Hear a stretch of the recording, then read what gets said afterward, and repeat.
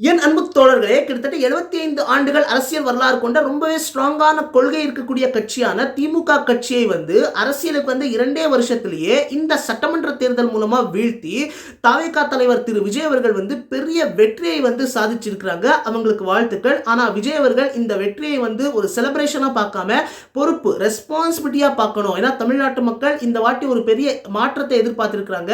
திரு விஜய் அவர்களுக்கு ஒரு வாய்ப்பு கொடுத்து பார்க்கலாமே அப்படின்னு நம்பி விஜய் அவர்களுக்கு ஒரு வாய்ப்பு கொடுத்திருக்காங்க. அதனால விஜய் அவர்கள் இதை ஒரு பெரிய ரெஸ்பான்சிபிலிட்டியா எடுத்துக்கிட்டு அவங்க செயல்படணும். ஏன்னா கடந்த 5 ஆண்டுகள் நீங்க திமுக ஆட்சியில நீங்க தமிழ்நாடு பாத்தீங்கன்னா திமுக ஆட்சியில திமுக கட்சியினர் நிறையவே நல்ல திட்டங்கள் மூலமா மக்களுக்கு நிறையவே செஞ்சிருக்கிறாங்க.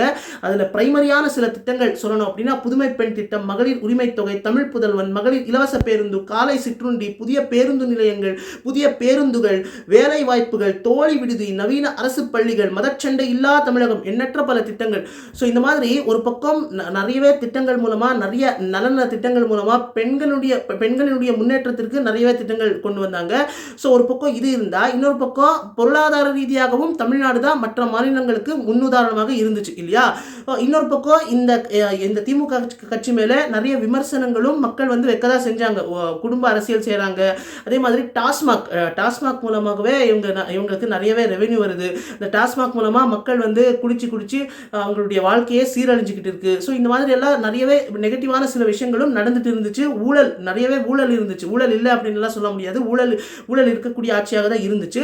ஸோ இந்த மாதிரி ஒரு ஸ்டாண்டர்டான அட்மினிஸ்ட்ரேஷன் ஒரு பக்கம் நிறையவே நல்ல திட்டங்கள் மூலமா மக்களுக்கு நிறையவே செஞ்சிருக்கிறாங்க. ஸோ இப்படி இருக்க இதை விட சிறந்த ஆட்சி கொடுக்கணும் அப்படின்னு தான் விஜய் அவர்கள் யோசிச்சு செயல்படணும். ஏன்னா இப்போ ஆப்போசிஷன்ல ஸ்ட்ராங்கா டிஎம்கே தான் இருக்கிறாங்க. அவங்களுக்கு இருக்கக்கூடிய அந்த எக்ஸ்பீரியன்ஸ்னால அவங்க கேட்கக்கூடிய கேள்விகளுக்கு விஜய் அவர்கள் எந்த எக்ஸ்பீரியன்ஸும் இல்லாத விஜய் அவர்கள் அவங்க கேட்கக்கூடிய கேள்விக்கு பதில் சொல்லக்கூடிய அளவிற்கு விஜய் அவர்கள் ஒரு ஸ்டாண்டர்டான ஒரு அட்மினிஸ்ட்ரேஷன் கொடுக்கிறதுக்கு தான் முயற்சி பண்ணணும். அதே மாதிரி திரு விஜய் அவர்கள் ஜெயிக்கிறதுக்கு முன்னாடி என்னுடைய கொள்கை எதிரி பாஜக தான் அப்படின்னு சொல்லிட்டு இருந்தாங்க.